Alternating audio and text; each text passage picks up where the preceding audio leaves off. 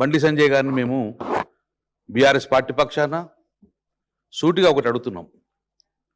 అందులో భాగంగా కొంతమంది దీని కులానికి చెందిన వ్యక్తిగా కులాల ప్రతిపాదన తీసుకొచ్చారు.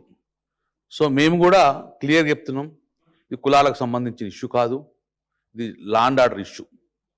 సో కాబట్టి ఈ యొక్క అంశాన్ని కులానికి ప్రతిపాదించకూడదని చెప్పేసి ముందుగా మేము చెప్తూ, రెండో అంశం, బండి సంజయ్ గారు ఒక బాధ్యత గల హోమ్ మినిస్టర్ స్థాయిలో ఉన్నారు. మీరు చట్టాన్ని ప్రజాస్వామ్యాన్ని కాపాడాల్సిన బాధ్యత మీ మీద ఉంటుంది.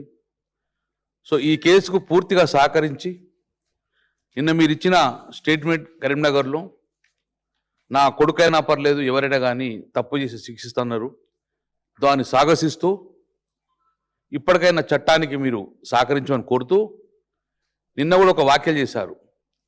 ఇందులో ఎవరెవరైతే కుట్ర పన్నారో వారందరూ కూడా అంతు చూస్తా అని ఒక బెదిరింపు ధోరణిలో మీరు చెప్పడం అనేది దాన్ని పూర్తిగా ఖండిస్తున్నాము. ఇలాంటి మానుకోండి. ఎవరిని బెదిరిస్తుండ్రు, ఎవరు అంతు చూస్తారు? ఆ బాధితురాలను అంతం చేస్తారా?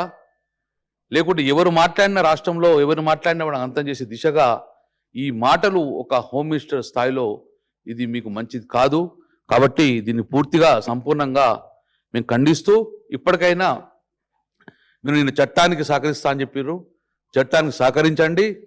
ఎవరు దోషినాడు వారికి శిక్ష పడే చేస్తాను. కాబట్టి డెఫినెట్గా పోలీసుకు చట్టానికి సంపూర్ణంగా మీరు సహకరించాలని చెప్పేసి మా ఎంపీగా మా రాష్ట్రం యొక్క కేంద్ర మంత్రిగా మీ అందరు కూడా చెప్పడం జరుగుతుంది.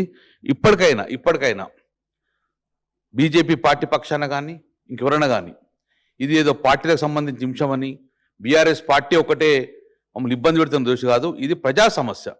తెలంగాణ ప్రజలందరూ కోరుకొని గొంతెత్తి మాట్లాడిన అంశాన్ని బీఆర్ఎస్ పార్టీ ముందుకు తీసుకెళ్ళింది.